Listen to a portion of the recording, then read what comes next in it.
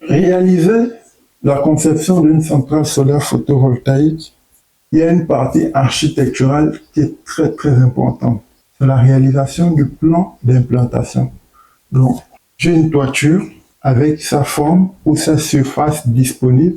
Maintenant, comment j'effectue la mise à disposition de mes panneaux solaires? Donc, il y a une mise en disposition en mode paysagère ou en mode portrait. Vous voyez un peu, ça c'est deux.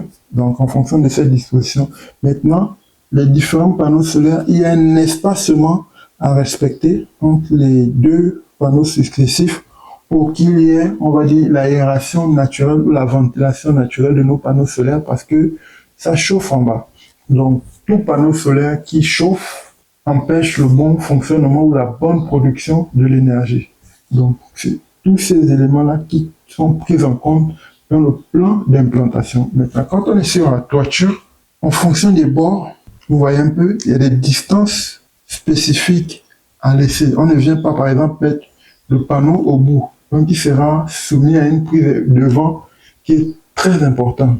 Donc, il y a des distances à connaître. Vous voyez un peu. Quand vous êtes, par exemple, sur le toiture terrasse, il y a, par exemple, ce qu'on appelle les sky domes. Bon, il y a des distances à respecter.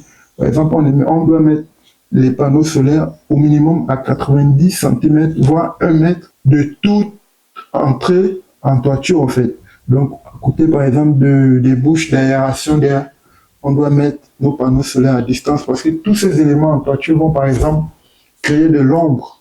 Et cette ombre-là peut être projetée sur les panneaux solaires et vu qu'ils sont mis en série, ça peut perturber le fonctionnement de certains. Vous voyez un peu. Donc, on ne vient pas juste poser les panneaux solaires pour poser. Il y a des dispositions réglementaires, des dispositions techniques et il y a des aspects à prendre en compte. Vous voyez un peu. Et c'est un peu tout ça que je vous apprends. Par exemple, un champ scolaire, d'après les normes ASAD D20, par exemple, il y a des documents qui spécifient un peu la mise en place des panneaux solaires en toiture. Donc, quand vous allez réaliser ce qu'on appelle le plan de pavage ou le plan de calpinage, qui représente la disposition de chacun des panneaux solaires sur la toiture, vous devez prendre en compte tous ces éléments-là.